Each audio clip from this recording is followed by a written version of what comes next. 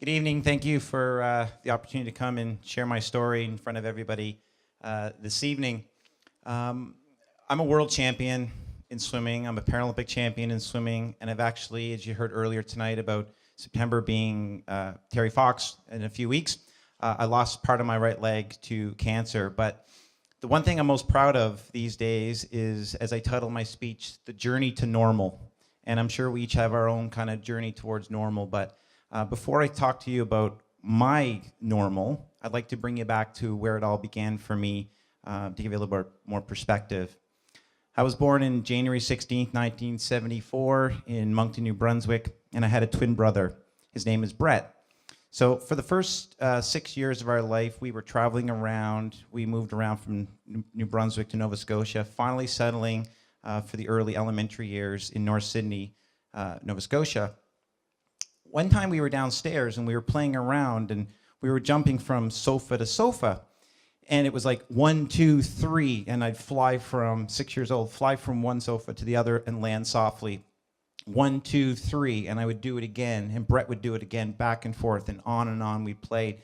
And we did this many, many times until one time it was 1, 2, 3 floor, and I'm down on the floor and I'm in pain. And my parents, who were entertaining friends, came downstairs and were looking at me, and they knew something was terribly wrong.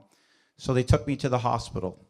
At the hospital, doctors did some tests and decided that in order to help me, they had to transfer me to Halifax, to the Isaac Walton Killam Hospital, where more tests were done, and it was diagnosed that I had osteogenic sarcoma, which in layman's terms means bone cancer. So the doctors decided to remove part of my right leg, and I thought that, obviously this was bad, but they gave me a 35% chance of survival.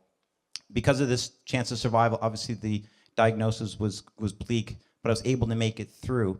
And then again, on my birthday, January 16th, 1982, I was 8 years old, and I thought I had one treatment left. They came into the hospital room, and they told myself, my parents, that the cancer had gone to my lung.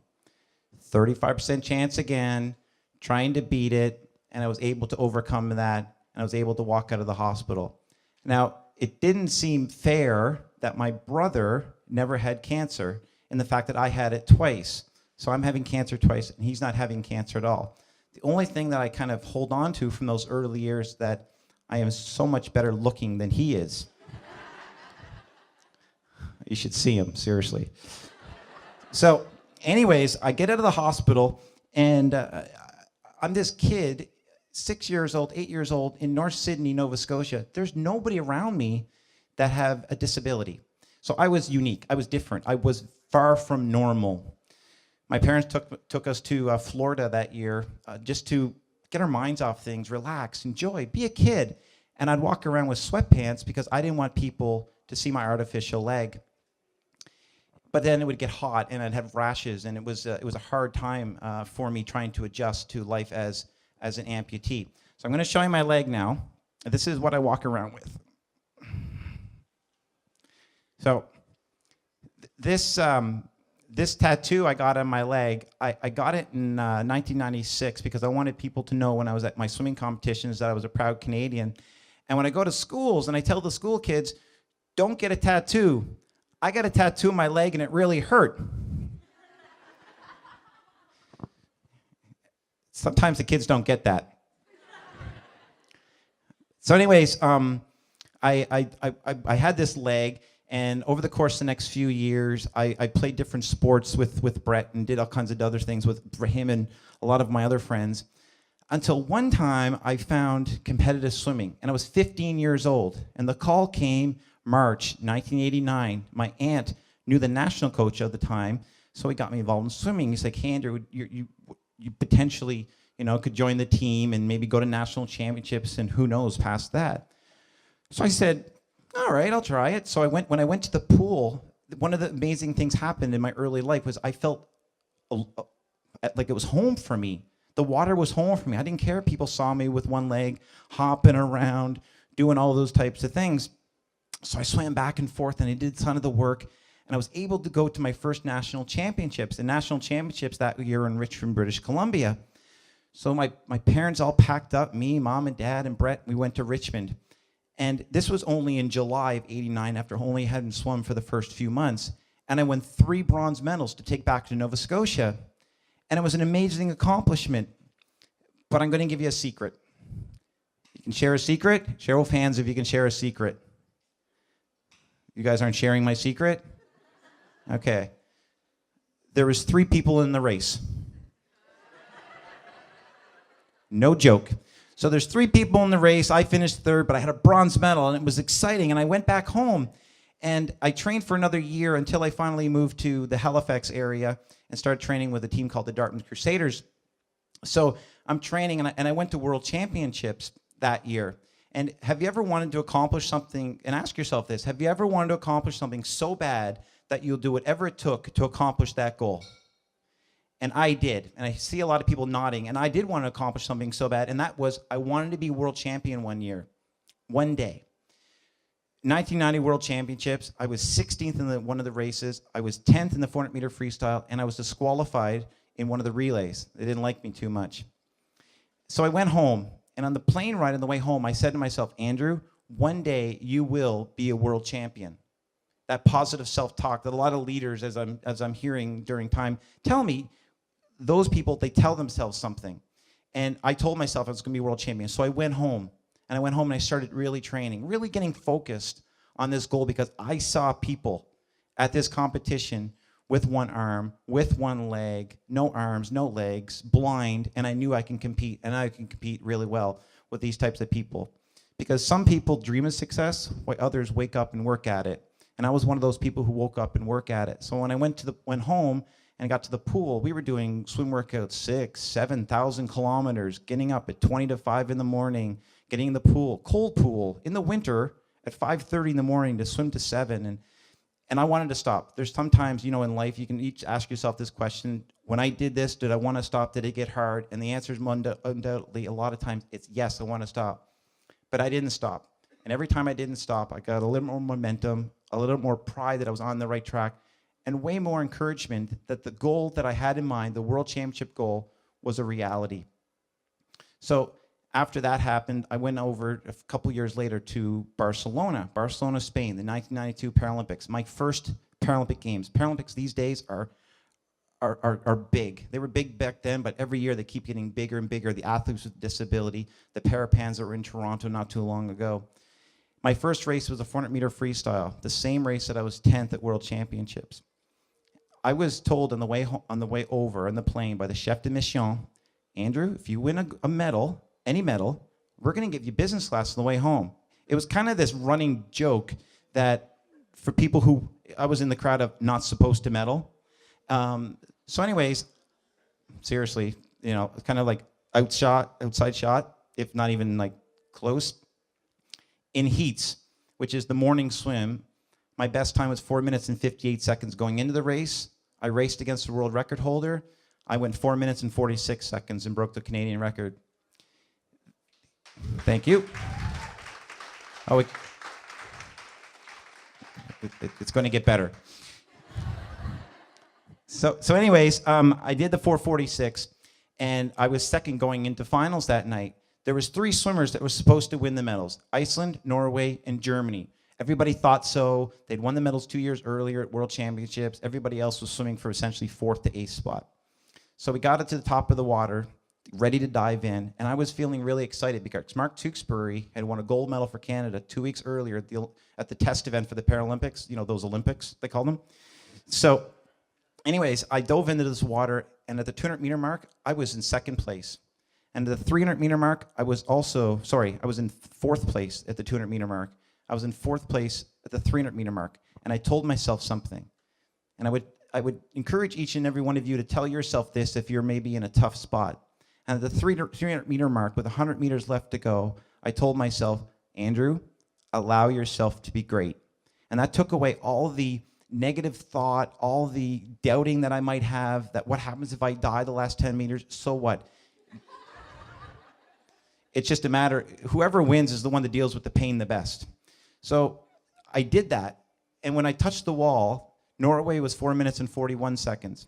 Iceland was 4 minutes and 42 seconds. And I touched the wall in 3rd for a bronze medal, 4 minutes and 43 seconds, and the Canadian record, and still am looking for business class. Fast forward many years later, after many competitions and trying to be the best and trying to get to the World Championships, I finally was at World Championships in 1998. And 1998 was one of those years where I was going in ranked first in the 100-meter butterfly. Anybody like butterfly? We got some. Not an easy stroke. But anyways, at the 50-meter mark, after the race was for finals, I was leading the race, and I could see the clock. And normally when I'm leading at the 50 and the 100s, I'm not caught. And this race was no different. So when I finally got to the end of the race, I looked up at the scoreboard, and I'd won the gold medal. After all those years, all those things, trying to make sure I was in the water in the morning. And people would say to me, Andrew, what have you sacrificed in your career? And I would say, I did not sacrifice a thing, because I was doing something I loved. I was doing something I loved in order to travel and learn things and grow as a person. So I would say that I invested my time in order to be the best I possibly could be. And as a result of being there and being in that competition, I'm lucky to have the medal with me, which it's, thank you. It's engraved, and it's really nice. And October 14th, and I have that word finally engraved in the back of the medal because of everything that I did for that particular race.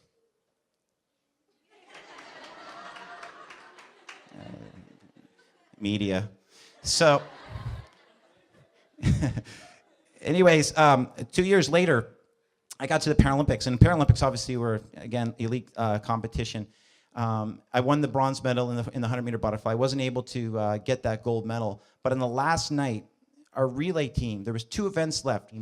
We had 3 other guys on my team, all gold medalists. And then, so all these gold medalists on my team, but I was trying to be the leader of the team. I was trying to take our leadership levels, because somebody obviously has to lead, and I was trying to be that guy. And when we dove in the water, and when we finally won, and my teammate Benoit had touched the block to end the race, we not only won the gold medal, but we also won a world record, or we had a world record. So something like that was just something else. So we'll share that one too. They just keep getting bigger.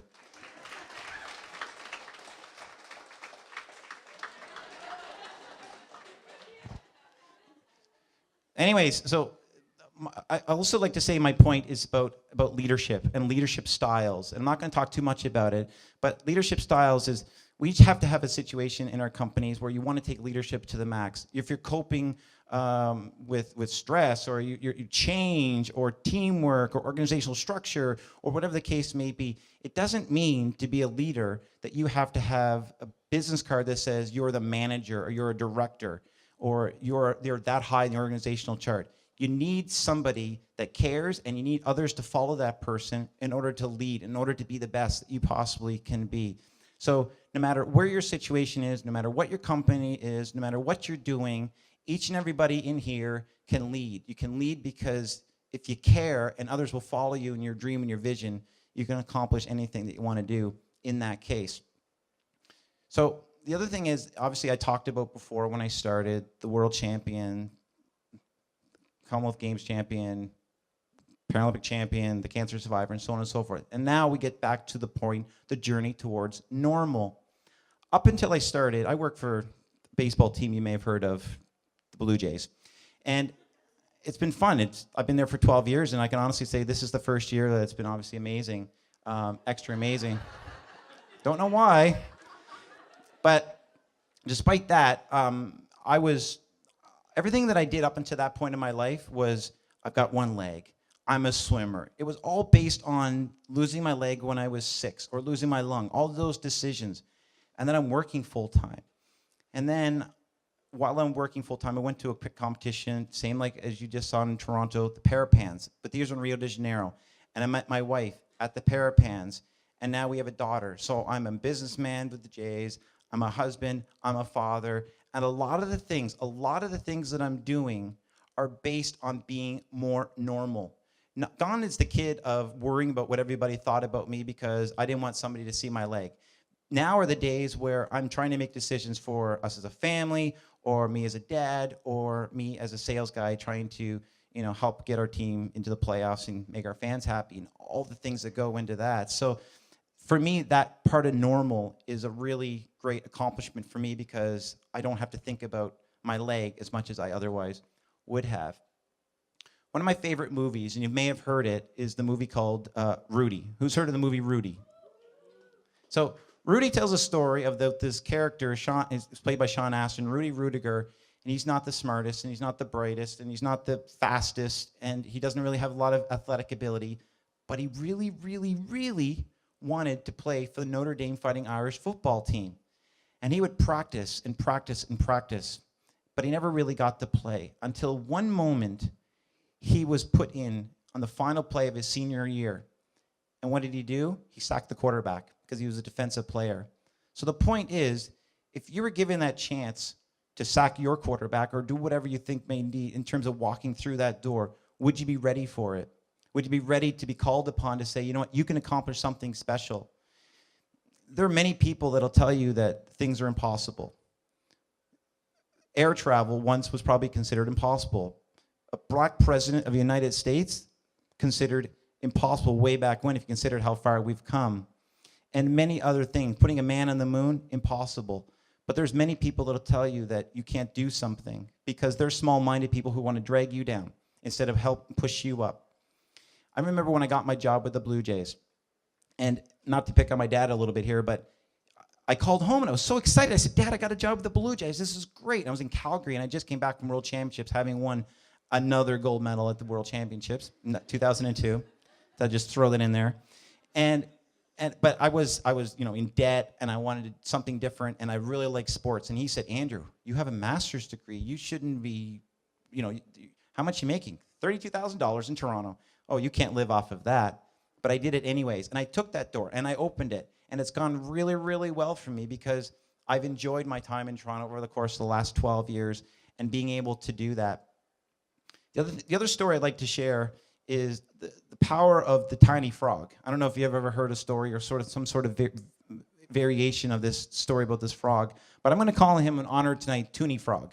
And they were racing tonight, going up this mountain to this antenna, and it was the top of the mountain. It was really difficult. So everybody, they're running, they're going up to the top of this mountain, and people nobody's ever won this race before, so there's a lot of negative people. No, there's no way you're not going to win this race, and it starts raining, and so the naysayers, the negative people, they were basically shouting it out loud until there's only like a couple of frogs left because everybody had listened to the crowd in the room that you can't accomplish the top of this race. Until one tiny frog had finished the race when nobody thought he would, despite people saying you're not going to do it, it's too far, it's too steep, it's, fill in the blank. So why do you think after so many years of not being able to win this race, this one frog was able to accomplish what no other tiny little frog had accomplished? What do you think? He was deaf. The frog was deaf. So the moral of the story is, don't listen to people who are going to try to bring you down. Listen to people who are going to give you positive reinforcements and energy because those are the people that you want on your side. Those are certainly the people. So in closing, I'd just like to say this. Martin Luther King once said, not everybody can be famous, but everybody can be great. So each and every one of you in here can certainly be great in whatever you choose to do because you don't have to conquer the world. It's a big place out there. In my mind, you just have to conquer your world. And if you conquer your world and you do what you need to do, whether it's being a parent or volunteer or in your job or whatever, I think you'd be fulfilled with whatever you have to choose going forward. Thank you very much.